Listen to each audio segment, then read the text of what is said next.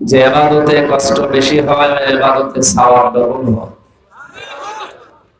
কোরআনে কারিমে আছে, নবীজি জানিয়েছেন তার হাদিসে, কোরআন পড়তে গেলে কেউ যদি আটকিয়ে আটকিয়ে যায়, পড়তে পারে না, বেঁধে বেঁধে যায়, তারপর কষ্ট করে, তার সওয়াব হবে ডবল।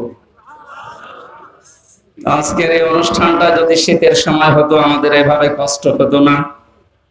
এই গরমের সময় হওয়ার কারণে এখন তীব্র তাপদাহ চলছে। আমার মনে হয় আজকেও 40-42 ডিগ্রি চলছে। এই কঠিন গরমে বাড়ি থেকে বের হওয়াই নিষেধ। সকাল 10টার পর বাড়ি থেকে বের হওয়া নিষেধ।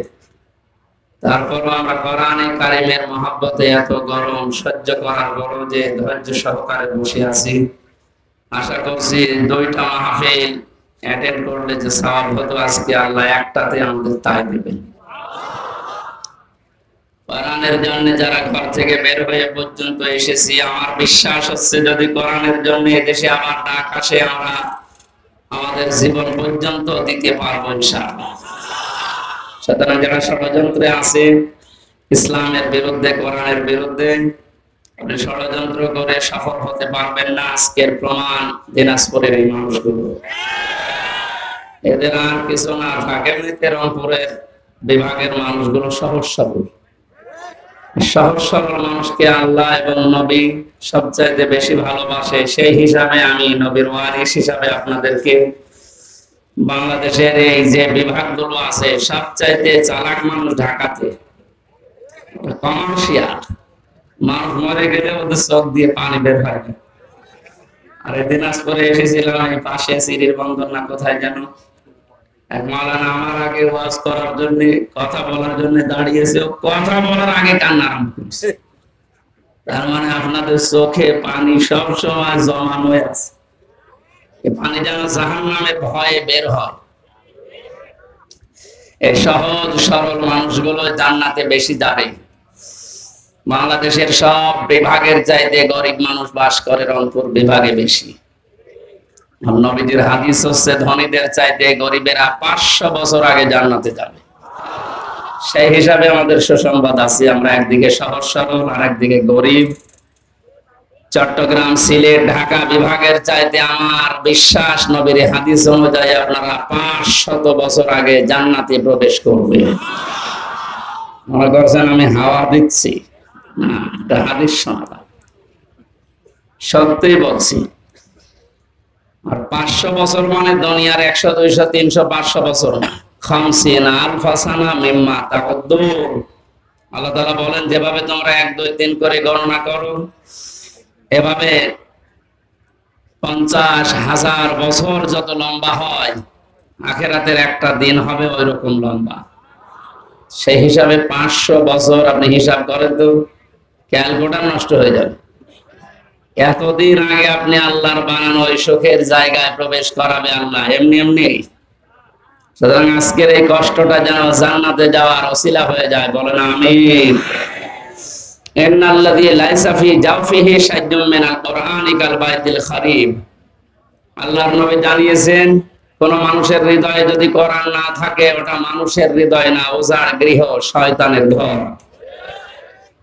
এজন্য এরকম অনুষ্ঠান শুধু না, বিভিন্ন প্রতিষ্ঠান তৈরি করবেন কোরআন কেন্দ্রিক। কয়েকদিন আগে 4 ভাই 2 বোন, 6 ভাই বোন মিলে তার বাবা 95 বছর বয়স, জমি জায়গাগুলো সব তারা নিজেদের নামে লিখে নিয়ে বাবাকে রাস্তায় ছেড়ে দিয়েছে। বলেন সুবহানাল্লাহ। না, শুধু নাউজুবিল্লাহ বললে হবে? দোষ কি শুধু ওই 6 ভাই বোনের? বৃদ্ধর দোষ নেই? এখানে এত নড়াচড়া করেন কেন? মোবাইল বন্ধ করে রাখেন। আমরা এমনিতে গরমে কথা হয়তো ঘন্টা খানেক বলবো, হবে না। আমার শরীরের ভেতরে মনে হচ্ছে শোধ বসছে, তারপরও তো শরীরে কিছুই নেই। আর যারা একটু স্বাস্থ্যবান, ওদের তো কি হচ্ছে।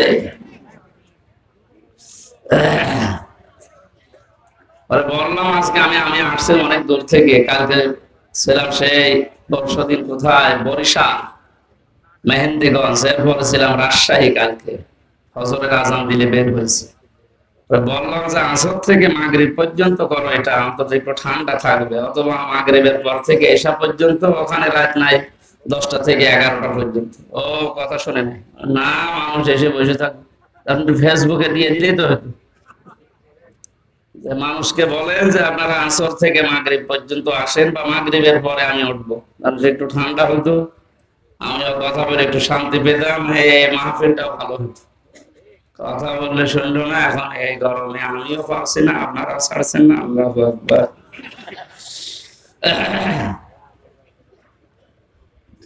এই যে 6 ভাই বোন মিলে তার বাবাকে বের করে দিল, বাবার দোষ নেই মনে করছেন? না, শুধু বাবার একাও দোষ না, এদেশে শিক্ষা ব্যবস্থারও দোষ আছে। শিক্ষা ব্যবস্থায় এমন কিছু নেই যে আল্লাহর পরে যে মা বাবার স্থান এটা জানানো হয়, এরকম শিক্ষা ব্যবস্থা আমাদের দেওয়া হচ্ছে না। আর যে সমস্ত জায়গায় দেওয়া হয় এগুলো বন্ধ করার পায়তারা করে অনেক। আরে ভাই, এ ক্ষতি তো শুধু আমাদের একা হবে না, আমরা না কোরআন হাদিস শিখতে পারলাম না, তা আপনি আপনি তো সারা জীবনে হামজার মতো যুবক থাকবেন না। 50 বছর পরে আপনারও বয়স হবে 90 বছর। আপনার ছেলে মেয়ে তখন জমি জায়গাগুলো সব নিজেদের নামে লিখে ওই মুরব্বীর মতো রাস্তায় ছেড়ে দেয়, আপনি কুকুরের খাবার হবেন। সুতরাং আগামী প্রজন্ম যেন এরকম ধ্বংস হয়ে না যায়। আল্লাহর পরে যে মা বাবার স্থান, এ বিষয়ে তো ওই ছেলে মেয়েগুলো জানেই না, অথচ সব অনার্স মাস্টার্স করা। এই কথা বলেন কেন? না না না, আমি এটা চাইনি, কথা বন্ধ করো। আমি কি বললাম আপনি বলতে পারবেন?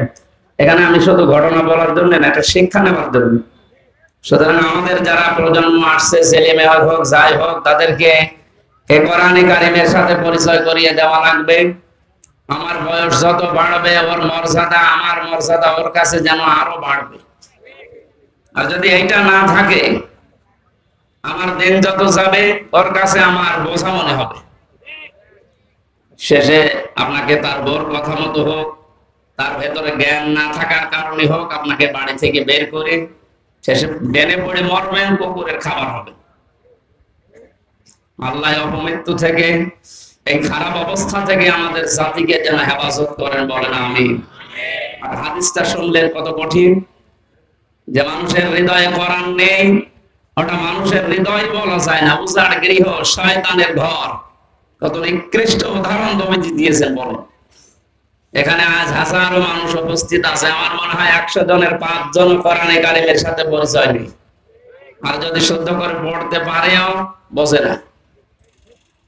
কথা বলে না কেন? সুতরাং আমাদের অন্তর যেন মানুষের অন্তর হয়।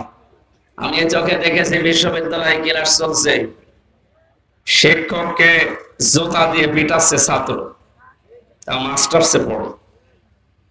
কি শিক্ষা পেয়েছে বলেন?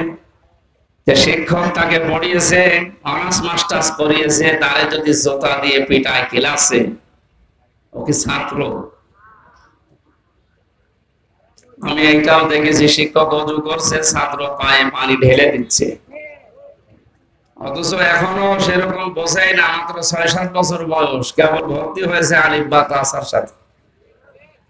বলেন, ছাত্র তো দুইটাই, ওইটাও ছাত্র এইটাও ছাত্র। এটা মাস্টার্স করে ফেলেছে, এটা জানোয়ার হয়ে গেছে। আর ওটা কেবল আলিফ বা তাসা পড়েও এখন মানুষের মতো মানুষ হচ্ছে, যে উস্তাদ কি ওর কাছে এটা জানা হয়ে গেছে। কিছুদিন পরে যখন কোরআন পড়বে, ওয়াকাদা রাব্বুকা আল্লাহ তা'বুদু ইল্লা ইয়্যাহু ওয়া বিল ওয়ালিদাইনি ইহসানা, আল্লাহ পাক সিদ্ধান্ত নিয়ে ফেলেছেন, রায় দিয়েছেন, ঘোষণা দিয়েছেন।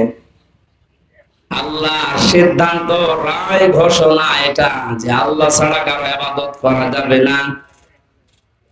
তোমাদের মা বাবা যাদের আছে তাদের সাথে ভালো ব্যবহার করা লাগবে। এই আয়াতের সাথে যখন ওই বাচ্চাটা আর 2 বছর পরে পরিচয় হবে, পরিচিত হবে, জানবে, ও তাম দুনিয়া ওকে লিখে দিলে মা বাবাকেও ছেড়ে যেতে পারবে না। দিনাজপুরের মুসলমানেরা বাবার কথা মতো স্ত্রী তালাক দেওয়া জায়েজ আছে না নেই? হ্যাঁ, আন্দাজে বলে দিলে। মায়ের কথা মতো স্ত্রী তালাক দেওয়া জায়েজ আছে? না নেই। কারণ বউ শাশুড়ির ভেতরে মার মেয়ের যে সম্পর্ক, এটা 100 ভাগ হচ্ছে না, হবেও না। যদিও হয় হাজারে একটা দুইটা। বৌমা গুলো শাশুড়িকে মায়ের মতো মনে করতে 100 ভাগ পারে না। শাশুড়ি গুলো মেয়ে পুত্র বধূকে নিজের আপন মেয়ের মতো মনে করে ভাবতে পারে না।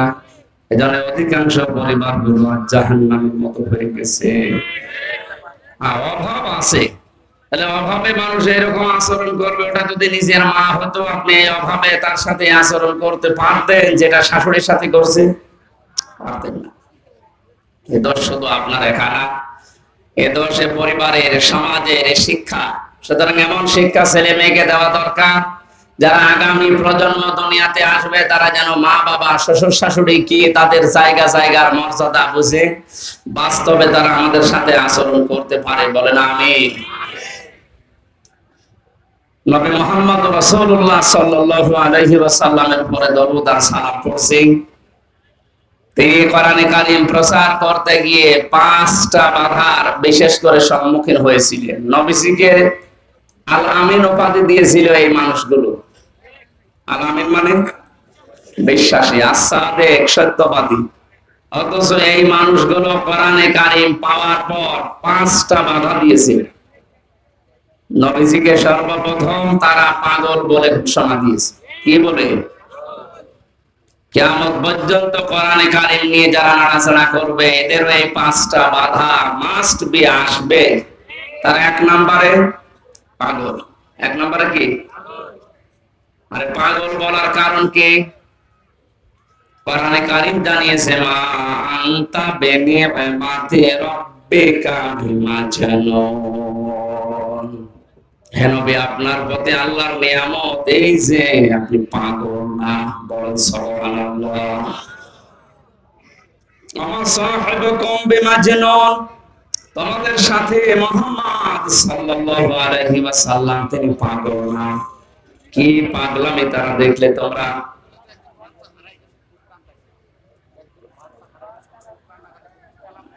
কি করা যাবে? একজনের বাচ্চা হারিয়ে গেছে,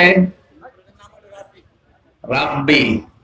বাচ্চাটার নাম রাব্বি। যদি কেউ পেয়ে থাকেন দেখেন, নাম জিজ্ঞাসা করেন, করে স্টেজে নিয়ে এসে দিয়ে যান। স্টেজে আছে, কারো যদি হয়ে থাকে প্রমাণ দিয়ে নিয়ে যান, যাত্রার বাচ্চা নিয়েছে।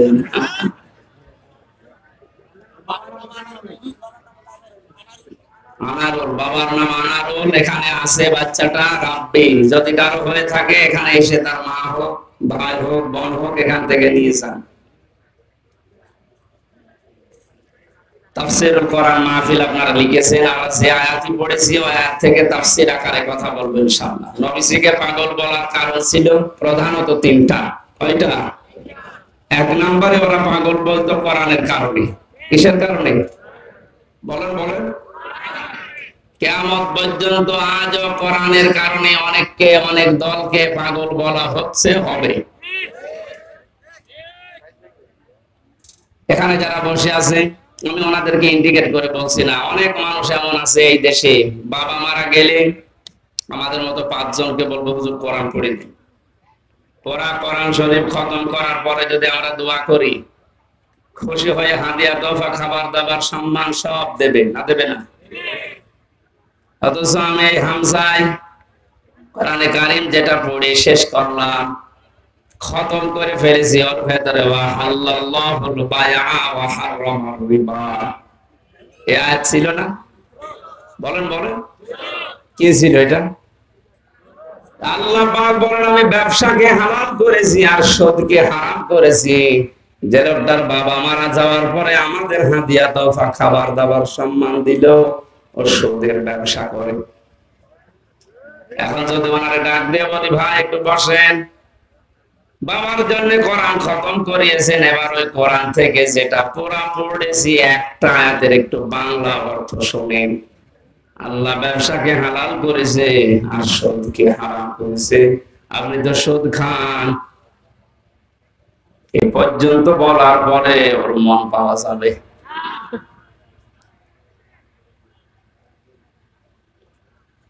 ও মনে মনে ভাববে কারে নিয়ে আসলাম।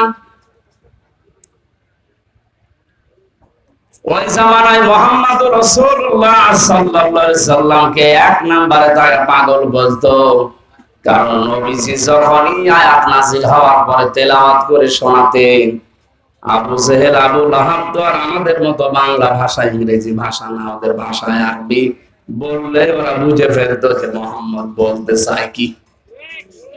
আমরা এতিমের মাল আত্মসাৎ করে খাই, আর কোরআনে কারিমের আয়াত পড়ে আমাদেরকে জানাতে চায় যারা এতিমের মাল খায় তারা জাহান্নামের আগুন খায়। আমি যদি বাংলায় না বলি, শুধু আরবিতে বলি, ইন্নাল্লাযীনা ইয়াকুলুনা আমওয়ালাল ইয়াতামা যুলমান ইন্নামা ইয়াকুলুনা ফি বুতুনিহিম নারা। এ পর্যন্ত বলার পরে কিছু বুঝেছেন?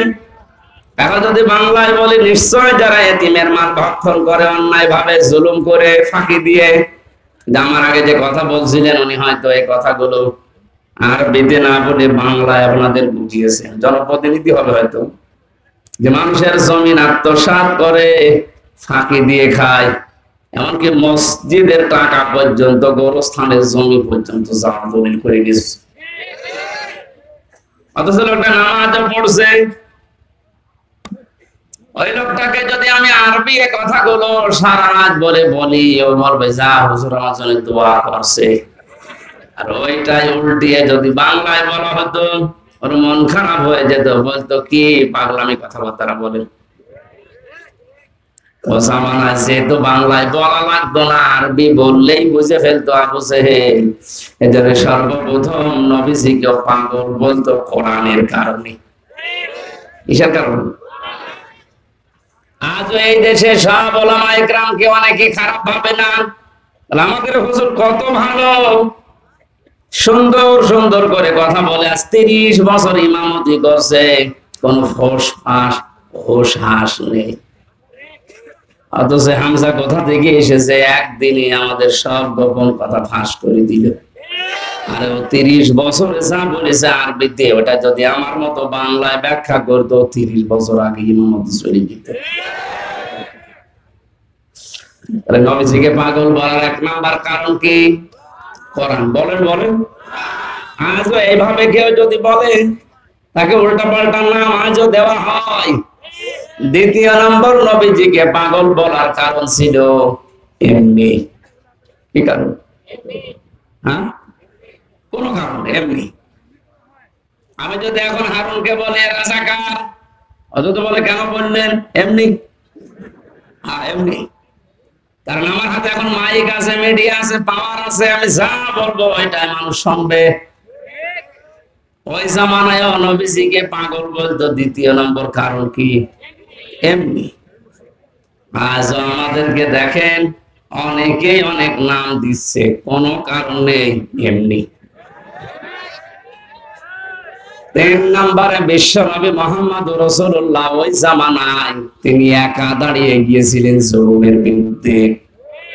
আজকে বীরগঞ্জ থানার পাশে যে মসজিদ আছে, ওই জায়গায় যদি কেউ একটা লাল শালু টাঙিয়ে মাজার বানিয়ে সেজদা দেয়, আমি যদি এদেরকে মুসল্লি 5000 মুসল্লি নিয়ে বলি এখানে খারাপ কাজ হচ্ছে, ইসলাম বিরোধী, এটা বন্ধ করা লাগবে, চলেন যাই, আজকেই বন্ধ করব, আমার মনে হয় 4999 জন মুসল্লি বলবে হুজুর দরকার নেই, দিনকাল ভালো না। যে যা করছে করুক, লা ইলাহা ইল্লাল্লাহ, আপনি নামাজ পড়ান। বলেন তো, এই যে যারা নামাজ পড়লো, নামাজে বললো কি? তা'মুরুনা বিল মা'রুফি ওয়া তানহাউনা আনিল মুনকার। আয়াত দিয়ে ইমাম সাহেব নামাজ পড়িয়েছিল, যারা সৎ কাজে আদেশ করে, অন্যায় কাজে বাধা দেয়। তা আল্লাহর বিরুদ্ধে শিরিক চলছে, আপনি নামাজের শিক্ষাটা কাজে লাগাবেন না? এখন যদি আমি ইমাম হয়ে ওই 5000 ভালো ভালো মুসল্লিকে নিয়ে যেতে চাই, এই 1500 বছর পরেও যদি ডিজিটাল যুগে এই মুসল্লিরা বলে না, আপনি কি পাগলামি করছেন, দিনটা ভালো না, 1500 বছর আগে নবীজি একা একদিকে আর তাম দুনিয়া সব একদিকে। কত বড় জাহেল ছিল তারা। আল্লাহর ঘর কাবা শরীফের ভেতরে পর্যন্ত 360টা মূর্তি তুলেছিল। বলেন কত বড় জাহেল তারা। সেই জামানায় নবীজি একা দাঁড়িয়ে বললেন লা ইলাহা, কিচ্ছু মানি না। বলেন ওই সময় তারা পাগল বলবে না কি বলবে? আজ এই ডিজিটাল যুগে এত ভালো মানুষ যদি আমার মানে মেনে নিতে না পারে, পাগলামি মনে করে। এই জন্য নবীজিকে পাগল বলার যতগুলো কারণ আমরা পেয়েছি, কোরআনে কারীম প্রচার করতে গিয়ে আজও পৃথিবীতে যদি বিশ্ব নবীর মতো কেউ দাঁড়িয়ে যায়, তার বিরুদ্ধে এরকম উল্টা পাল্টা পাগলের নাম আসতে পারে, কিন্তু আমরা পিছপা হব না। এর পরের আয়াতে আল্লাহ জানিয়েছেন, হে নবী কোরআনে কারীম প্রচার করতে থাকেন, এর পুরস্কার নিরবিচ্ছিন্ন পুরস্কার আমি আল্লাহ আপনাকে দেব। সুতরাং সেই কোরআন প্রচার করার জন্য এই প্রচন্ড গরমে আমি বাড়ি থেকে বের না হলেও পারতাম। জেলে 3 বছর ছিলাম, আমার সংসার চলেনি, আমার বাবার চা আছে চলার মতো। এত কষ্ট করে সেই 450-500 কিলো দূর থেকে আসার আমার দরকার ছিল না। আমি কোরআনের এই আয়াত যেদিনে পড়েছি, ওয়া ইন্না লাকা লাআজরান গায়রা মামনুন, হে নবী কোরআন প্রচার করতে গিয়ে বাধার সম্মুখীন হলেও এটা নিয়ে যদি আপনি দাঁড়িয়ে যান, আপনাকে আমি নিরবিচ্ছিন্ন পুরস্কার দেব। এটা শুধু নবীজির জন্য না, গায়রা মামনুন, নিরবিচ্ছিন্ন পুরস্কার কিয়ামত পর্যন্ত কোরআন আলাদেরকে আল্লাহ দান করবেন। আল্লাহ আমাদের সবাইকে যেন এই আয়াতটা আমল করার তৌফিক দেন, আমিন। কোরআনে কারীমের সূরা মাআরিজ থেকে 10 নম্বর আয়াত থেকে শুরু করে আমরা তেলাওয়াত করে তাফসীর আকারে কথা বলবো ইনশাআল্লাহ। মাত্র 1টা 2টা আয়াত পড়েছি যেহেতু, দেখি এরপরে আমরা কি পাই। কোরআনে কারীম থেকে একটু তেলাওয়াত করেন আগে, গরম তো আস্তে আস্তে পড়েন। আউযু বিল্লাহি মিনাশ শাইতানির রাজীম, বিসমিল্লাহির রহমানির রহিম,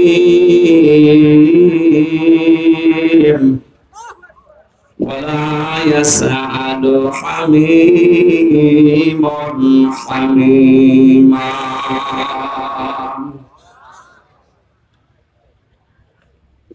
সূরা মাআরিজ থেকে আল্লাহ পাক পরিচয় তুলে ধরেছেন কিয়ামতের ভয়াবহতা। এমন কঠিন সালসালা অবস্থা পয়দা করা হবে, আল্লাহ পাক বলেন মানুষ মুক্তিপণ দেওয়ার জন্য পাগল হয়ে পড়বে। আজকে যে বাচ্চাটা হারিয়ে গেছে, এটা যদি কিডন্যাপ হয়ে যেত, আর কিডন্যাপার যারা ওরা যদি বলতো ওর মা বাবাকে যে 5 লাখ টাকা না মুক্তিপণ না দিলে ছাড়া হবে না, বাড়ি ঘর বিক্রি করে হলেও মুক্তিপণ দিয়ে সন্তান ছড়াইতো। কথা বলে না কেন? হারিয়ে গেছে তাই শুনছেন মা কাঁদতেছে, আর যদি কিডন্যাপ হয়ে যেত তো পাগল হয়ে যেত। আল্লাহ পাক কোরআনে কারীমে আজকের আলোচনার বিষয় হচ্ছে মুক্তিপণ কি। কত বড় কঠিন অবস্থা তৈরি করলে এই যে ডাকাত, কিডন্যাপার, যারা হাইজাকার, যারা সন্ত্রাসী, এরা মানুষকে তুলে নিয়ে যারা মুক্তিপণ চায়, বিভিন্ন নদী এলাকায়, সাগর এলাকায় যারা বসবাস করে, জেলেদেরকে অনেক ডাকাতরা তুলে নিয়ে যায় নদী থেকে, সাগর থেকে, পরিবারের কাছে খবর পাঠায় যে মুক্তিপণ দেওয়া লাগবে 10 লাখ 5 লাখ, নয়তো ছাড়া হবে না। এর বাড়িওয়ালা যারা আছে, পরিবারস্থ লোকরা এমনিতেই তো গরিব মানুষ, মাছ বিক্রি করে খায়, এরপরও নিজেদের সর্বোচ্চ বিক্রি করে হলেও নিজের বাড়িওয়ালাকে ছাড়ানোর জন্য মুক্তিপণ দিতে রাজি হয়ে যায়। আল্লাহ এটা আমাদেরকে তুলে ধরেছেন, কারণ দুনিয়ার বিষয়গুলো দিলে, উদাহরণ দিলে মানুষ বোঝে ভালো। রব্বুল আলামিন বলেন কিয়ামতে এমন কঠিন অবস্থা আমি তৈরি করব, ওয়ালা ইয়াসালু হামীমুন হামীমা, কোন বন্ধু বন্ধুর খোঁজ খবর পর্যন্ত জিজ্ঞাসা করবে না।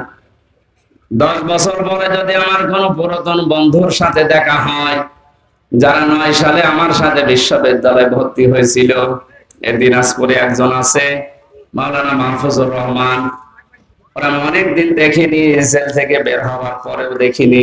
এই 4 বছর পরে যদি ওর সাথে এখন দেখা হয়, আমার তো মনে হয় ওকে আমি অন্তত 1 দিন 1 রাত বাড়িতে রেখে দেবো, থাক।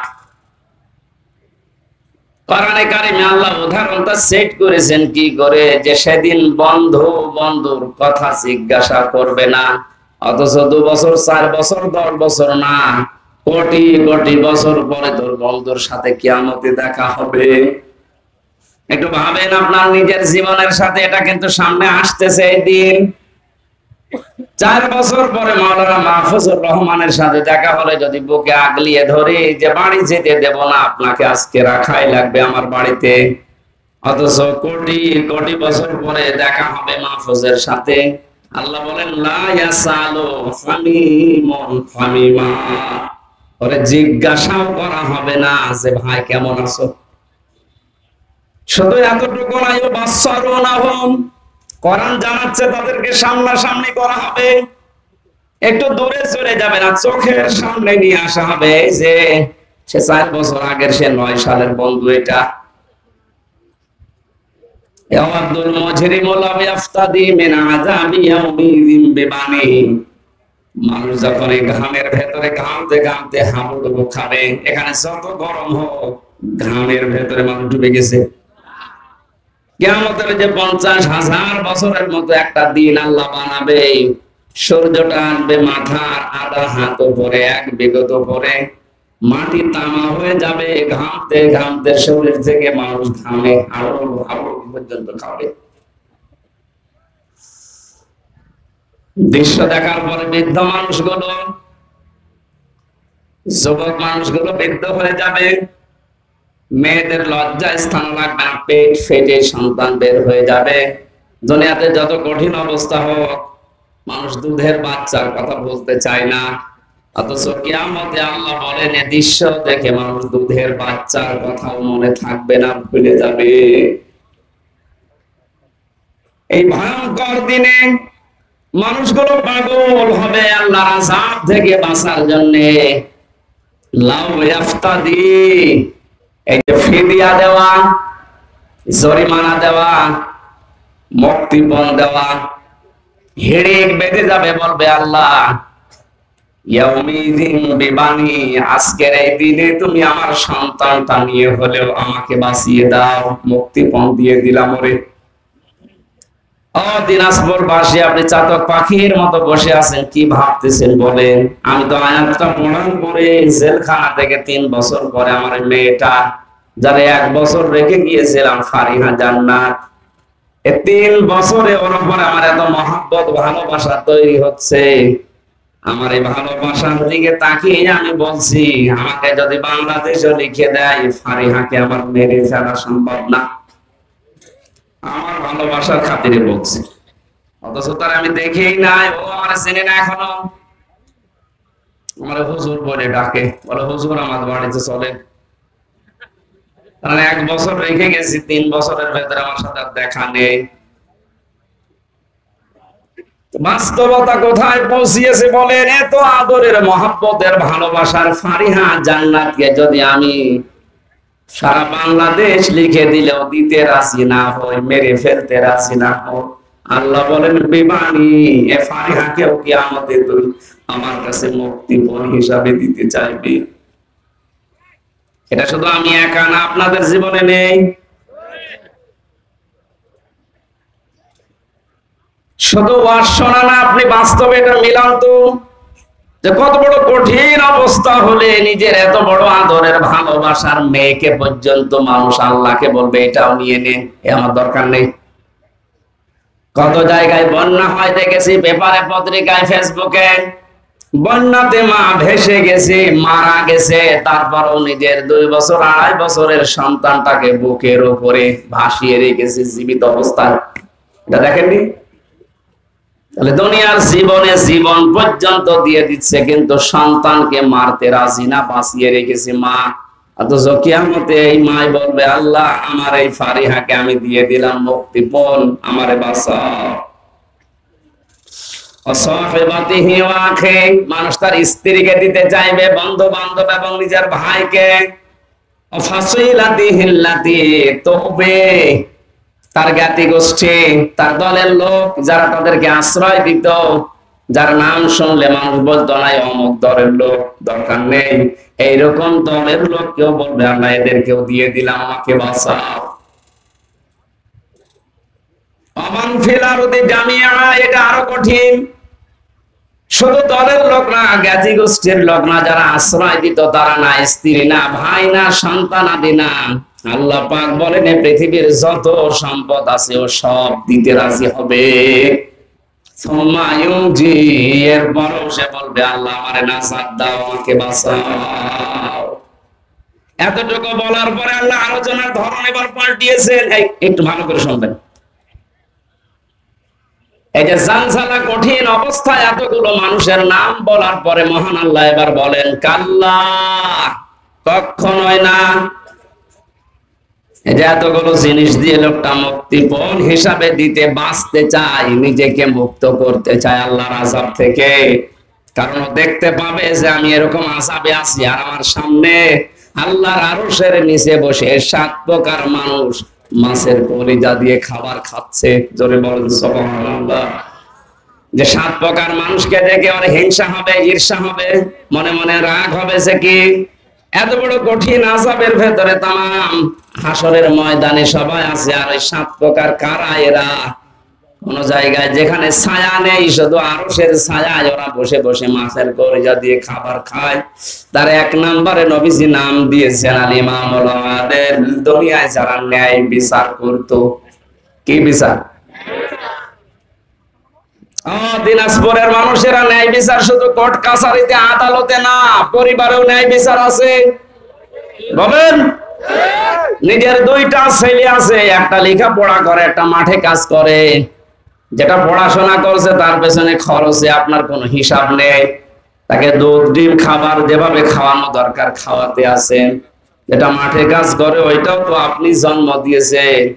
ওরে 10 বছরে কোনোদিন 1 গ্লাস দুধ দেয় না। কি বেশি করে ফেললাম? আপনি তো অবিচার করছেন, আরশের ওই ছায়াতলে আপনি স্থান পাবেন না মনে করছেন। না, ওটা শুধু আল ইমামুল আদিল, যারা ন্যায় বিচারক, বাদশা, ওদের জন্য। আপনিও তো একজন বাদশা। আপনি পরিবারের বাদশা না, আপনি পরিবারের মালিক। মালিক মানেই তো বাদশা। আপনি দায়িত্বশীল। সুতরাং সন্তানদের প্রতি যেন অবিচার না হয়, এটা খেয়াল করবেন। এখানে অনেক আল্লাহর ওলি বসে আছে, নিজের বাবার নামে বাবার সম্পদ গুলো নিজের ছেলের নামে লিখে দিয়েছে। মেয়ের মাথায় হাত দিয়ে বলছে মা তোর জন্য দোয়া করে দিলাম যা। অথবা এক ছেলেকে লিখে দিয়ে আর 2টা ছেলেকে ফাঁকি দিয়েছে, আপনার নামাজ, রোজা, হজ, যাকাত, দাড়ি, টুপি, পাগড়ি সব ওই আত্রায়। একাত বছর যদি বলো হুজুর অসুবিধা নেই, আত্রায় পানি নেই, পানি নেই, তাও ডুববে। হাঁটো জল, তাই কি হাঁটো জলে ডুববে। যারা শরীক ফাঁকি দেয়, সে ছেলে হোক, মেয়ে হোক, বোন হোক, ফুফু হোক, চাচা হোক, জনগণ হোক, যারা শরীক ফাঁকি দিয়েছেন, শক্ত কথা বলছি 2টা, এদের জীবনে ক্ষতি হলো কয়টা? বলেন বলেন। 1 নম্বরে যেই দিন শরীক ফাঁকি দিয়েছে ওই দিন থেকে ওর জীবনের ইবাদত বন্দেগী কবুল হওয়া বাদ, ওটা আর মাথার উপরে উঠবে না। 2 নম্বরে যখন মারা যাবে ঈমান পাবে না, বেঈমান হয়ে মরবে। এই বাংলাদেশে কি এই আয়াতের উপরে পড়ে যায় এরকম মানুষ নেই? এখানে নেই? একেবারে সাহস করে হাত তোলেন তো, শরীক ফাঁকি দিয়েছেন কারা? এলাকায় আমার মনে হয় আগামী বছর আর ওয়াজ দেওয়ার দরকার নেই, এগুলো সব আল্লাহ অনেক বসে আছে। না ভালো, তাহলে আমার আগে যিনি যে প্রতিনিধি কথা বলছিলেন উনি মনে হয় মিথ্যা কথা বলেছে। 5 ওয়াক্ত নামাজ পড়ে আর মানুষকে ফাঁকি দেয়, ওনার কথা কি মিথ্যা? অবশ্যই এখানে এরকম মানুষ আছেন। আপনি লজ্জায় কয়জন মানুষ এখানে হাত তুলছেন না? কিয়ামতে আপনার এই জায়গায় লেখা থাকবে আপনি শরীক ফাঁকি দিয়েছিলেন। এটা শুধু মনে মনে না, এটা বিশ্বাস করেন তো। আজকে বাড়িতে ফেরত দেন, যেভাবেই হোক। ফুফুর জমি, ভাইয়ের জমি, চাচার জমি, জনগণের যে সম্পদ আত্মসাৎ করেছেন, মেরে খেয়েছেন, আগে ফেরত দেন। কিসের নামাজ পড়েন, কিসের রোজা রাখেন আপনি? আগে ওই নামাজ পড়েন। বলেন, আপনি নামাজ পড়ে যদিও কবুলই না হয় তো পড়ে সময় নষ্ট করবেন কেন? ওই সময়টা অন্তত একটু নাচ গান দেখেন নাকি না, মানে ওদিকেও হারাচ্ছেন এদিকেও হারাচ্ছেন। আমার এই হাদিসটাকে আপনি বিশ্বাস করেছেন নাকি মনে করছেন যে হলেও হতে পারে না হলেও? তাহলে শরীক যারা ফাঁকি দিয়েছেন ওদের এক নাম্বার ক্ষতি কি? ওই দিন থেকে ওদের নামাজ রোজা এই দাড়ি টুপি পাগড়ি জুব্বা জিকির আজগার সব শেষ, ওগুলো আর কবুল হবে না, বন্ধ। এটা যেহেতু রেকর্ড হচ্ছে সারা বাংলাদেশে কালকে ছড়িয়ে যাবে। সবাইকে আমি উদ্দেশ্য করে বলছি, শরীক ফাঁকি দেওয়া এখনই আপনি থামেন, আগে ওর টাকা জমি ফেরত দিয়ে আসেন, তারপরে নামাজ শুরু করেন। 2 নম্বরে আপনি যখন মারা যাবেন ঈমান পাবেন না, বেঈমান হয়ে মরবেন আবু জেহেলের মতো। কারণ ও এতিমের সম্পদ আত্মসাৎ করেছিল, এই জন্য সূরা আরাআইতাল্লাযী ইউকাযযিবু বিদ্দীন নাযিল হয়েছে। এই কথা বলেন না কেন? আল্লাহ তুমি আমাদের এই মুসলমানদেরকে এরকম গোনা থেকে হেফাজত করো, বাঁচাও, বলেন আমিন। এত বড় কঠিন কঠিন জিনিস যাদেরকে বেশি ভালোবাসা হয়, সন্তান, স্ত্রী, এখানে যদি কোনো পাগল বিয়ে করে, ওরে যদি ডাক দিয়ে কেউ বলে ভাই তোর বউটা আমার কাছে 1 ঘন্টার জন্য রাখ, আমি তোরে 10,000 টাকা দেব, পাগল দেবে? বলেন। এত বড় পাগল রাজি হচ্ছে না শুধুমাত্র 1 ঘন্টা দেওয়ার জন্য। অথচ কিয়ামতে আল্লাহ পাক বলে না সাহিবাতিহি, তার বউকে বলবে আল্লাহ এটাও নিয়ে নাও, এ মুক্তিপণ দিয়ে দিলাম, আমারে বাঁচাও। ইব্রাহিম নবী আলাইহিস সালামের মতো এত বড় পাওয়ারফুল নবী, যিনি জাতির পিতা, জাতির তিনি বলবে আল্লাহ আমার পিতা আজরের সাথে যা ভালো লাগে করো, ও সাথে আমার দেখার দরকার নেই, তুমি আমারে বাঁচাও। ঈসা নবী আলাইহিস সালাম বলবে আল্লাহ তুমি আমার মা মরিয়মের সাথে যা আচরণ করার করো, ওরে কোথায় দেবে জাহান্নামে না জান্নাতেও আমার দেখার দরকার নেই, তুমি আমাকে বাঁচাও, আমি মুক্তি চাই। আমি কি চাই? এত বড় নবীরা পর্যন্ত যেখানে খেয়ে হারিয়ে ফেলবে, সেখানে কত মানুষ এই রংপুর বিভাগে সহজ সরল মানুষ তো অনেকে পীর সাহেবের উপরে ভরসা করে বসে আছে যে বাবা আমারে বাঁচাবে। সূরা আবাসার ভেতরে আছে ইয়াউমা ইয়াফিরুল মারউ মিন আখিহি ওয়া উম্মিহি ওয়া আবিহি ওয়া সাহিবাতিহি ওয়া বানিহি, সেই দিন মানুষ আগে পালাবে তার ভাই থেকে। এই যে এফিরু, এফিরু শব্দের শাব্দিক অর্থ হচ্ছে মাজা তুলে দৌড় দেওয়া, এমনিতেই দৌড়ানো আর খেঁচিয়ে দৌড়ানো। এই এলাকায় কি বলে আমি জানি না, কুষ্টিয়াতে বলে জোরে দৌড়ালে বলে খেঁচে দৌড় দিয়েছে। কিয়ামতে আপনজন ভাইকে দেখলে মানুষ খেঁচে দৌড় দেবে। কি দৌড়? তার মানে মাথায় কাপড় বেঁধে দৌড় দেবে। এরপরে তার মা থেকে পালাবে, বাবা থেকে পালাবে, তার বন্ধু থেকে পালাবে, স্ত্রী থেকে পালাবে, সন্তান থেকে পালাবে। আমার প্রশ্ন হচ্ছে আয়াত পড়ার পরে এই দিনাজপুরবাসী যাদের নাম বললাম, বিপদে পড়লে এরা দুনিয়া যাই হোক আসে না? আসে না? বলেন না কেন? যত বড় শত্রু আপনার ভাই হোক, বিপদে যদি ওই রকম পড়েন, ওরে রক্তের টানে হলেও আসবে, কিছু দেয় দিক না দেয় না দিক, কথা বলে না কেন? আপনার ভাইয়ের কথা, আল্লাহ মায়ের কথা, বাবার কথা, স্ত্রীর কথা, সন্তানের কথা, বন্ধুর কথা, নেতার কথা, 7 প্রকার মানুষের নাম দিল। যারা আসবে তাদের নাম আল্লাহ দিয়েছেন, বলেন না এরাই পালাবে আগে, তাও যেমন তেমন না, মাজা দৌড় দিয়ে পালাবে। আমার তো মনে হয় যারা আজ বিভ্রান্তিতে আছেন সারা বাংলাদেশ সহ ভারতে, বাংলাদেশ আর পাকিস্তানে, অনেকে আশা করে আছে কিয়ামতে আমার বাবা জান, আমার দাদা জান আমারে বাঁচাবে। আরে ভাই আল্লাহর কসম, কোরআনে কারিমের সূরা আবাসা কসম দিয়ে বলছি, কিয়ামতে অনেক পীর বলবে আল্লাহ আমি পীরই ছিলাম না, আমি মরিদ বাবা কোথায়, আমি তো পীরই ছিলাম না। কারণ আপনার মা যদি বলে আমার বিয়ে হয়নি, আমি সন্তান পাবো কোথায়? পীর সাহেব এটা বলতে পারে না, বলেন। সুতরাং কারো উপরে আন্দাজে ভরসা করে সময় নষ্ট করেন না। বন্ধু বন্ধুর পরিচয় দিতে রাজি না, সন্তান আদি মানুষ আল্লাহর দরবারে বলবে এগুলো মুক্তিপণ দিলাম, আমাকে তুমি নাজাত দাও, বাঁচাও। আল্লাহ বলেন না, কাল্লা, কখনোই না। ইন্নাহা লাযা, অবশ্যই তোমাদেরকে আমি আল্লাহ লাযা নামক দরজা দিয়ে প্রবেশ করাবো। কোন দরজা বলেন?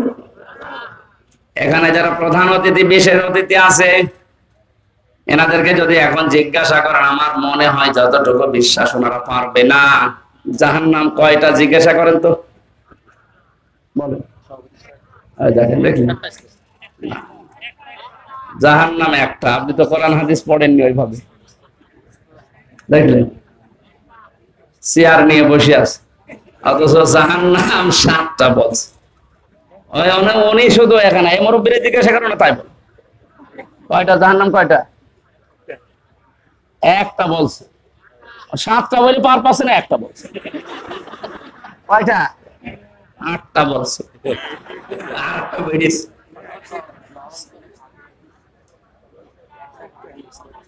ধমক দিলে আমার মনে আরো বাড়বে না। এই ভ্রান্তিটা কাটানো দরকার। অনেকেই ভুলের ভেতরে আছে। এই অতিথি ভাই, কোনদিন পড়িয়েছেন? না, আমি অনার্স মাস্টার্স করেছি কোরআনের উপরে, আমি তো কোনোদিন পাইনি। হ্যাঁ, জানেন না, এটা জানে না শুধু এই দুইজন কেন, এখানে অধিকাংশ মানুষই জানে না জাহান্নাম কয়টা। জানে না জাহান্নাম একটা। জাহান্নাম কয়টা? সে একজনকে বলছে ওই ওযুর ফরজ কয়টা? বলছে 19টা। কি হাত ধোয়া, পা ধোয়া, জব্বা ধোয়া, নাক ধোয়া, চোখ ধোয়া সব 17টা। ওযুর ফরজ তুই বললি 19টা, বলতে বলতে 21টা বলে ফেলিস। বলছে হুজুর এখনো জানি, আমি ভয়তে বলছি। আমার মনে হয় মুরব্বীরা যত ধমক দেবে 7টা 8টা 10টা শেষে 100টা বলে ফেলবে। না শুধু 10 ওনার একা না, বাংলাদেশে আজ আমার মনে হয় 100টা মানুষের 98টা মানুষ এই প্রশ্নের জবাব দেয় যে জাহান্নাম 7টা, জান্নাত 8টা। কোনদিন এটা কোন জায়গায় আমরা পড়িও নি, কোন জায়গায় পাইও নি। ওই শুনে শুনি কি করি, ওই যে বললাম নবীকে পাগল বলতো, 2 নাম্বার কারণ কি ছিল? কিসে? কোনো কারণে এমনি বলতো। আমরা আজ এমনিতে এরকম বলি, কোন জায়গায় কিন্তু পাইনি।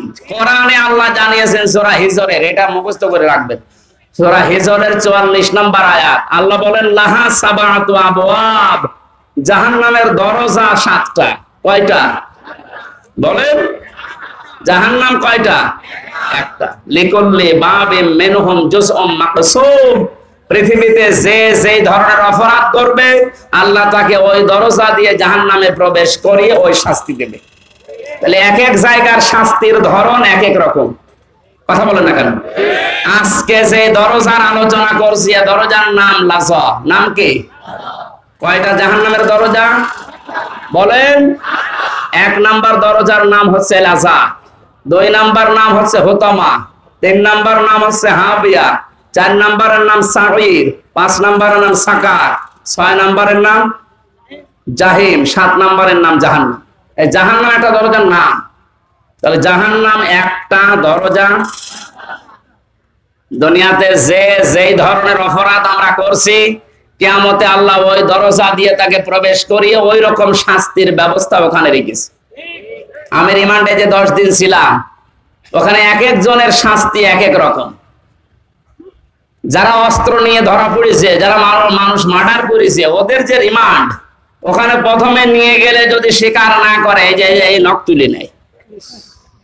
আমারও প্রথমে বলছিল যে এই যে মেশিন পত্র সব আছে, এখন জিনিসপত্র তোলা হবে। তার মানে ওই রকম জায়গা ওর জন্য আলাদা, মাটির নিচে ঘর আছে, ওই ঘরের ভেতরে কোনো আওয়াজ নেই, শুধু ক্যামেরা ফিট করা,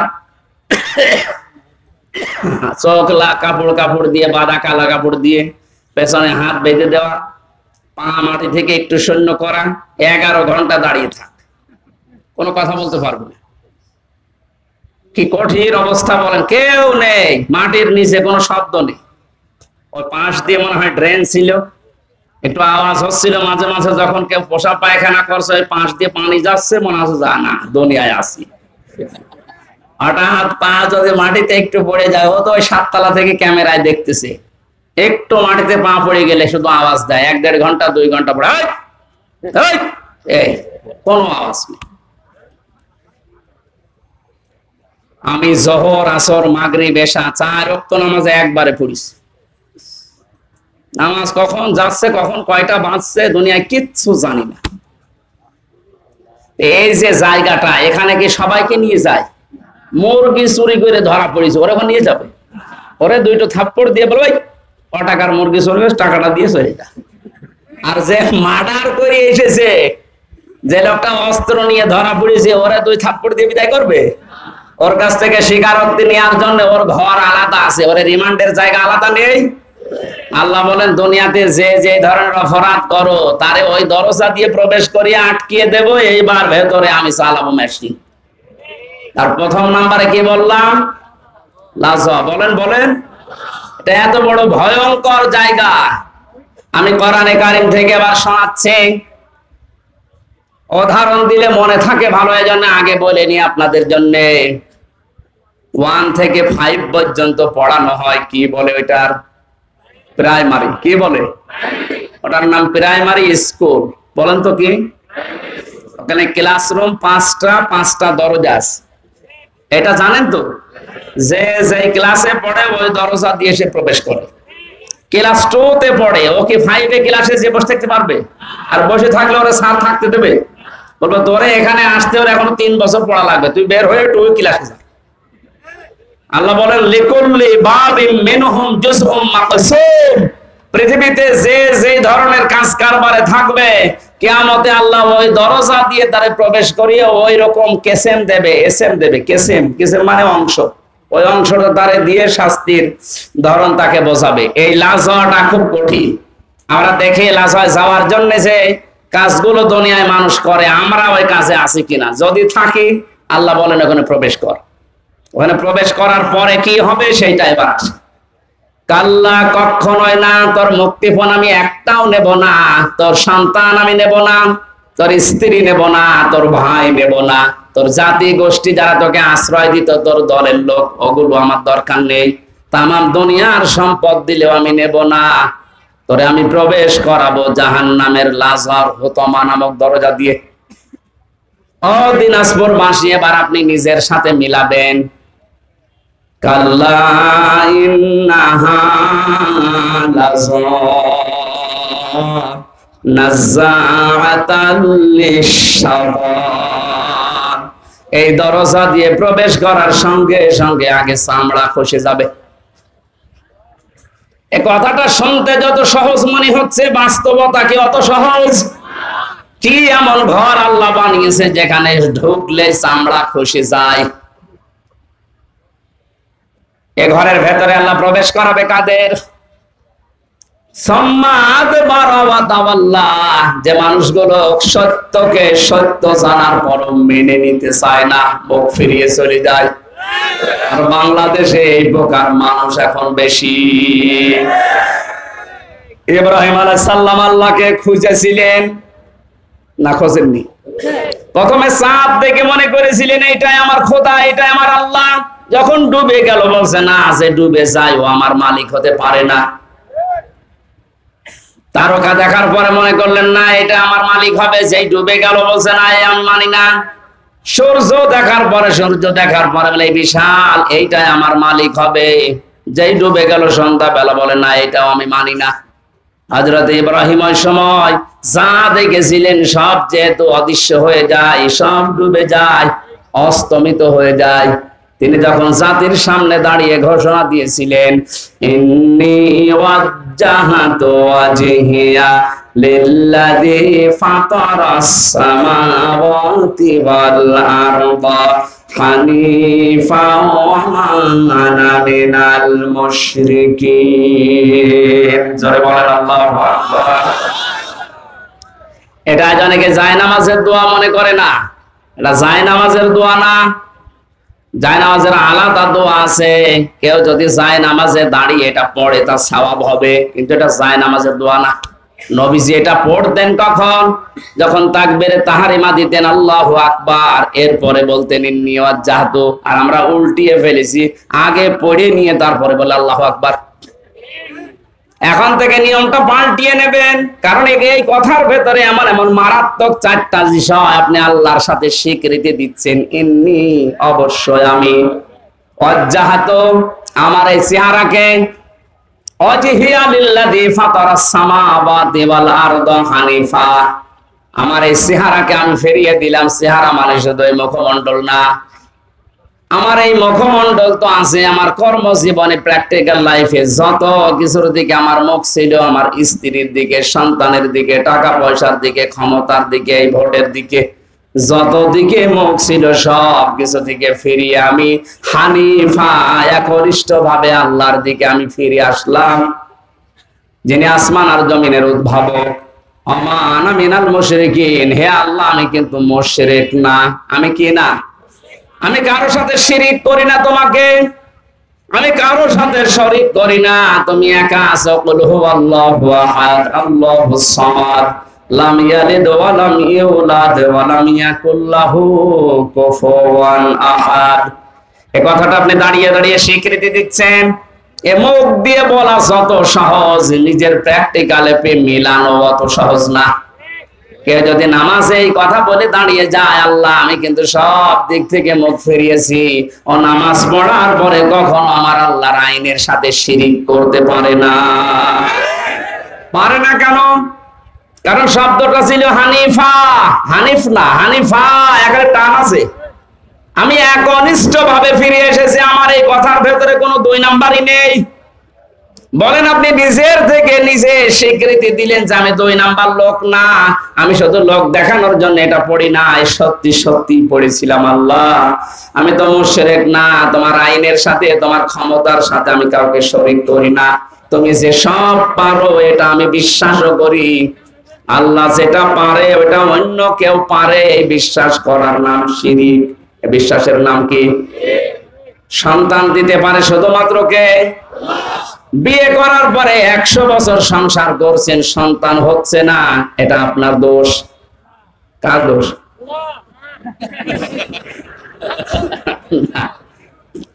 কথা একেবারে খারাপ বলে দিই, কারণ ওটা তো আপনারও দোষ নেই, আপনার স্ত্রীরও দোষ নেই। আপনার মতো এই লোকটা 10 বছর বিয়ে করে ও সংসার চালাচ্ছে, ওর সংসারে 10টা ছেলে মেয়ে 10 বছরে, আর আপনার 50 বছরও একটা হয়নি। এ দোষ কার? বললে কেমন হয়ে যান বলেন তো? এবারে আমার বিশ্বাস করা লাগবে যে আমার বড় দোষ নেই, আমারও দোষ নেই। ক্ষমতা যেহেতু আল্লাহর হাতে, উনি দেয় না, উনি এটা আমার পরীক্ষার ভেতরে ফেলে রেখেছে। এটার জন্য আমি মরা পীরের কাছে কবরে যাব, জিন্দা পীরের কাছে যাব, এটা শিরিক হবে। আমি এই জন্য তো হানিফা বললাম যে আমি একনিষ্ঠ ভাবে ফিরে এসেছি, কারো দিকে আমার আর মন নেই, মুখ নেই। ওমান আমিনাল মুশরিকিন, আমি মুশরিক না। ইব্রাহিম আলাইহিস সালাম আল্লাহকে খুঁজে পেয়েছিলেন কষ্ট করে, আর আমাদের চোখে আঙ্গুল দিয়ে আলেমরা দেখিয়ে দেয়, এরপর সত্য জানার পর মানে না। আপনি প্রবেশ করবেন কোন দরজা দিয়ে? বলেন বলেন। এবার বলেন আপনি বাংলাদেশে লাজা দরজা দিয়ে যাওয়ার মতো মানুষ আছে না নেই? এখানে নেই। যারা সত্যকে জানার পরে অহংকার করে মুখ ফিরিয়ে চলে যায়, এরপরেটা তো আরো কঠিন। বলবো যারা সম্পদ জমা করে আর সংরক্ষণ করার জন্য চেষ্টা চালায়। সম্পদ কি? পৃথিবীর যত সম্পদ আছে, নবীজির ভাষায় উত্তম সম্পদ হচ্ছে নেককার আল্লাহওয়ালা মানুষ। সম্মানিত মা বোন যারা এসেছেন, অনেকেই মনে করে আমি নামাজ পড়ি, রোজা রাখি, কালো বোরকা পরি, আমি জিকির করি, আমি ইবাদতবন্দেগী করছি, আমি কি নেককার না? নেককার হওয়ার জন্য নবীজি ওইদিকে ইঙ্গিত দেয়নি। আল্লাহর নবী বলেন নেককার নারী দুনিয়ায় ওইটা যার ভেতরে 4টা গুণ পাওয়া যায়। 1 নম্বরে স্বামী যখন বাইরে থেকে বাড়িতে আসে, দুনিয়ার সব কাজ বাদ দিয়ে যারা স্বামীকে খুশি করার জন্য চেষ্টা চালায়, এরকম মহিলা এখন ঘরে ঘরে। এই মহিলা নেই, এই জন্য অনেকেই পরকীয়া প্রেম করে। আপনি তো ঠিক বলবেন, কারণ এলাকায় এসব চলছে। সম্মানিত মা বোনেরা, আপনাদের স্বামীরাই দেখেন স্বীকৃতি দিচ্ছে এরা পরকীয়া প্রেম করে, এই কারণে আপনার কাছে রেসপন্স পায় না, আপনার কাছে যেটা পাওয়া দরকার পাচ্ছে না। এই জন্য শুধু স্বামীরা একাতাই থাকবে না, আপনারও দোষ আছে। আপনাকে বাদ দিয়ে যে মহিলার সাথে এই স্বামীটা লাইন করেছে, তার ভেতরে যা আছে আপনাকে আল্লাহ তাই দিয়েছিলেন। কথা বলে না কেন? কি জিনিসের কারণে ওর মন ওইদিকে চলে গেল? এখন অনেকে মহিলারা বলে যে হুজুর ওর নেশারই খারাপ। না, নেশা আপনি খারাপ করেছেন কেন? আপনি সব ওঝাড় করে দিতে পারেন না, তাহলে তো আর আল্লাহর ওলি ওইদিকে যাচ্ছেই না। সুতরাং আপনি নেককার হওয়ার জন্য স্বামীটা এটা আকাশের চাঁদ মনে করেন। এ বাড়িতে যখনই আসবে মনে করবেন এটা পৃথিবীর শ্রেষ্ঠ মেহমান। নবীজির স্ত্রী হযরতে মাইমুনা রাদিয়াল্লাহু তাআলা আনহা নিজেকে পরিপাটি করে গোসল করে সুন্দর করে সাজিয়ে বিছানায় নতুন চাদর বিছিয়েছে। আশপাশের মেয়েরা এসে ডাক দিয়ে বলে, মাইমুনা কে আসবে এমন এত সুন্দর করে সাজিয়েছে ঘর? হযরতে মাইমুনা বলে, পৃথিবীর শ্রেষ্ঠ মেহমান আমার স্বামী আসবে। মহিলারা হেসে ফেলেছে, ডাক দিয়ে বলে, স্বামী আবার মেহমান হইল? হযরতে মাইমুনা বলে, মেহমান না মানে তাম পৃথিবীর শ্রেষ্ঠ মেহমান আমার কাছে আমার স্বামী। আর আপনার বউ যদি সাজগোজ করে বিছানায় নতুন চাদর বিছায়, যদি আপনি বলেন কি গো আজকে এত আনন্দ, জানো না লোক আসবে, তার মানে আপনি ওর কাছে লোকই না। আপনি কি? আপনি শুধু ওই খোকার বাপ, তাছাড়া আপনি লোক না। ওর কাছে লোক হচ্ছে ওর বিয়াই। না, মেয়েরা যদি নেককার হতে চায় প্রথম নাম্বারে স্বামী আসলেই সব কাজ ওর বাপ। নবীজি এমনও জানিয়েছে যদি চুলার উপরে দুধ গরম হয়ে উতলিয়ে পড়ে যায়, যায় যা ও দরকার 500 টাকার দুধ মাটিতে পড়ে যাও, তাও স্বামীর ডাকে সাড়া দাও। আজ মেয়েরা যদি একটু সাড়া দিত, এই রেসপন্সটা আমাদের দিকে এগিয়ে যেত, আজ হাজারো পরিবারে পরকীয়া প্রেম মুক্ত হয়ে যেত। আমার তো বিশ্বাস হয় না, মনেও হয় না যে মানুষ পরে কেমন পড়বে কি দিয়ে, এমনি শরীর চলে না। ইন্ডিয়া হারবাল, কলকাতা হারবাল ছাড়া ওর শরীরই চলে না। এরপরও যদি লাইন করে বুঝতে হবে অবশ্যই পরিবারে ঝামেলা আছে। মা বোনদেরকে আমি ভালোবাসি, আশা করছি আপনি উজাড় করে দেবেন সময়, সম্পদ, আপনার শরীর সব আপনার স্বামীর জন্যে। যে মহিলা স্বামীকে দেখানোর জন্য, খুশি করার জন্য সাজগোজ করে, ওটা তার ইবাদত হিসাবে গণ্য হয়ে যায়। স্বামীর কাছে আসার 10টা নিয়ম আছে। কোন মহিলা যদি স্বামীর কাছে আসতে চায়, প্রথমে যতটুকু পরিষ্কার পরিচ্ছন্ন হওয়া দরকার, তার পোশাক, তার শরীর, সে যেন করে আসে। 2 নম্বরে যদি সমর্থ থাক, সে যেন পারফিউম ব্যবহার করে, আতর, সেন্ট। আবার এগুলো ব্যবহারও করে বাজারে যাওয়ার সময়। যদি মার্কেটে নিয়ে যান তখন দেখবেন সাজের বাহার কি। সম্মানিত মা বোন যারা চুল খুলে বাজারে যান, বিভিন্ন অনুষ্ঠানে যান, যেই কয়টা চুল পর পুরুষে দেখবে, ওই কয়টা সাপ কিয়ামতে কামড় দেবে। আর বাড়িতে থাকাকালীন যেই কয়টা চুল আপনার স্বামীর সামনে বের হয়ে থাকবে, অতগুলো সওয়াব আল্লাহ লিখে দেবে। যারা বাড়িতে থাকাকালীন চুলে শ্যাম্পু করেন, সাবান লাগান, যা ভালো লাগে তাই দিয়ে চুল ফুলিয়ে থাকবেন, যেন দেখে ওর অন্য দিক থেকে মুখ ফিরিয়ে আসে। নবীজি বলেন 2 নম্বরে স্বামী যখন আসবে, তাকে খুশি করার জন্য, হাসি দেওয়ার জন্য যা করা লাগে ও করবে। কোন স্বামী যদি পছন্দ করে যে আমার বউ ব্লাউজ গায়ে দেবে, হাতা কাটা, ও যেন তাই দেয়। আমি তো এটা বানিয়ে বললাম নাকি? 3 নম্বরে স্বামী যেটা পছন্দ করে ওটা যদি জায়েজ হয়, আপনার জীবন থাকতে ওটা আপনি মেনে নেবেন। কথা বুঝেন? স্বামী পছন্দ করছে বিয়ের পরে যেন মা বাবা আমাদের সাথে থাকে, কিন্তু অনেক বউ এটা পছন্দ করে না, মানেও না। এরকম বউ দেশে নেই? এই যে দিনাজপুরে বৃদ্ধাশ্রম তৈরি হয়েছে, এটা কি খেলা করার জন্য? এই বউদের কারণে। আরে বউদেরকে হাওয়া দেয় এই বড় মা আর বড় বোন, ওখান থেকে হাওয়া লাগায় যে তাড়াতাড়ি আলাদা হওয়া, খুব আরামে খেতে পারবি। আপনি অপেক্ষা করেন, আপনাকেও ঠিক ওই বৃদ্ধাশ্রমে পাঠানোর জন্য আপনার পেটের এই সন্তান আপনাকে পাঠাবে। 4 নম্বরে নেককারের সংজ্ঞায় পেয়েছি, ওই স্বামী, ওই স্ত্রী নেককার, যে স্বামী বাইরে গেলে তার সন্তান আর সম্পদ সে হেফাজতে রাখে। আল্লাহ রাব্বুল আলামিন মেয়েদেরকে এই 4টা গুণ অর্জন করার তৌফিক দিন। এটা প্রত্যেকটা জান্নাতের 8টা দরজা খুলে যাওয়ার গুণ। আজ হাজারো মহিলার ভেতরে গুণগুলো নেই। শুধু নামাজ পড়া, রোজা রাখা, আর কালো বোরকা পরায় মনে করে এটাই আমি নেককার হয়ে গেছি। না, যারা এই মাল সম্পদ দুনিয়াতে জমা করবে আর সংরক্ষণ করে রাখার চেষ্টা চালাবে, মালের ব্যাখ্যা হাদিসে তাফসিরে 5টা। 1 নম্বর তো নেককার নারী, 2 নম্বরে অস্ত্র শস্ত্র, 3 নম্বরে প্রভাব প্রতিপত্তি, 4 নম্বরে ক্ষমতার চেয়ার, 5 নম্বরে টাকা পয়সা। এগুলো যারা বারবার জমা করে আর মনে করে এগুলো আমার কাছে স্থায়ী ভাবে থাকবে, এগুলো সংরক্ষণ করার জন্য চেষ্টা চালায়, আখিরাতের যে বিশাল জীবন ভুলে যায়, এদেরকে লাজায় আল্লাহ প্রবেশ করাবে। বলেন নাউজুবিল্লাহ। জেলখানাতে যাবার পরে আমি বেশি দেখেছিলাম পারিবারিক কলহর কারণে অধিকাংশ মানুষ জেল খাটতেছে। এখন যে গাজীপুরের কাশিমপুরে যে এখন ফাঁসি দেয়, আগে তো শাহজাহান জল্লাদ ছিল, 40 বছর পরে বের হয়েছে। এরপরে যে এখন দেখতে আছে ইলিয়াস, এর বাড়ি চট্টগ্রামে। এই লোকটাকে আমি একদিন জিজ্ঞাসা করলাম, আপনি কত বছর আছেন? বলছে আমার ফাঁসি দিয়েছে, আমার যাবজ্জীবন এখন 30 বছর জেল, 22 বছর আমার জেলে থাকা লাগবে। অথচ আমি 17 বছর সৌদি আরবে থেকে বাড়িতে এসেছি, বিয়ে করার পরে বউর সাথে আর মার সাথে মিল নেই। এই সামান্য জিনিস নিয়ে বউ মেনেই নিতে পারে না কিছু মা বাবাকে দিলে। শেষ পর্যন্ত এই কথা কাটাকাটি হতেছে, বউকে আমি মেরে ফেলছি। এই মেরে ফেলার কারণে আজ 13 বছর আছি, এখনো পর্যন্ত আমার 7 বছর না 9 বছর থাকা লাগবে, তারপরে যদি আমার মাফ হয়। এখন প্রত্যেকটা ফাঁসি দিলে 4 মাস করে মাফ করে দেয় সরকার, এই জন্য এখন ফাঁসি দিয়ে আরম্ভ করেছে।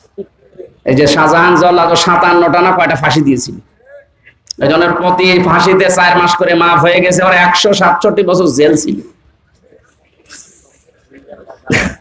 সারা জীবনও যদি জেল কাটে তাও তো শেষ হওয়ার কথা না। শেষ পর্যন্ত রাষ্ট্রপতি ওরে মাফ করে দিয়ে 30-32 বছর পরে বের করে দিয়েছে, এখন চার দোকান চালায়। এই যে পারিবারিক জীবনে বলেন, এই ইলিয়াস এই লোকটা 17 বছর বিদেশ খাটার পর বাইরের দেশ থেকে দেশে আসার পরে বিয়ে করে আবার এখন 13 বছর জেলে। তোমার জীবনের আর কিছু আছে কি? ছোট্ট একটা বিষয়, এই স্ত্রীর সাথে মায়ের সাথে মিল নেই। পারিবারিক জীবনের এই সমস্যাটা, এই জন্য আমি জেল থেকে বের হয়ে 2টা বই করেছিলাম, যে পারিবারিক জীবনে দাম্পত্য যে কলহ এবং এর সমাধান 19টা। কয়টা? এই যে মানুষ পরকীয়া প্রেম করে, বউ শাশুড়ির মিল নেই, এগুলো কোরআন আর হাদিসের নোট করে করে লিখেছি। আপনার মেয়েদেরকে নিয়ে যেয়ে দেবেন, এই স্টেজে আছে মনে হয়, স্টেজের পেছনে আছে সাদা গাড়িতে। যে মেয়েকে, বউকে, মাকে, যে মেয়ে বিয়ে দেবেন সামনে, ওই মেয়েকে দেন যে এটা পড়ো, এটা শেষ করো পড়া। মেয়েরা যারা এসেছেন ওইটা নিয়ে আপনার স্বামীকে, আপনার বড় ভাইকে, আপনি যে ভালোবাসেন যাদেরকে, এরকম মানুষকে বলেন পড়ো এটা। পরকীয়া প্রেম এবং পারিবারিক জীবনের সমস্যা দূর হবে আমার বিশ্বাস, ইনশাআল্লাহ। ওটা যাওয়ার সময় নিয়ে যান। আর গরমে আমার ভেতরে একদম ঘেমে শোধ চলছে। রাতের বেলা দিনাজপুর শহরে মাহফিল আছে রাত 9টায়, আমি ওইটা দাওয়াত দিলাম, যদি পারেন যেন, আর নাই তো কয়েকদিন পরে আবার এখানে আছে পাশে, ওখানে যেন। আর আগামীতে নিয়ে আসলে রাতের বেলা নেই, আমি পারছি না। আল্লাহুম্মা আমিন। লা ইলাহা ইল্লা আনতা সুবহানাকা ইন্নী কুনতু মিনাজ জালিমিন।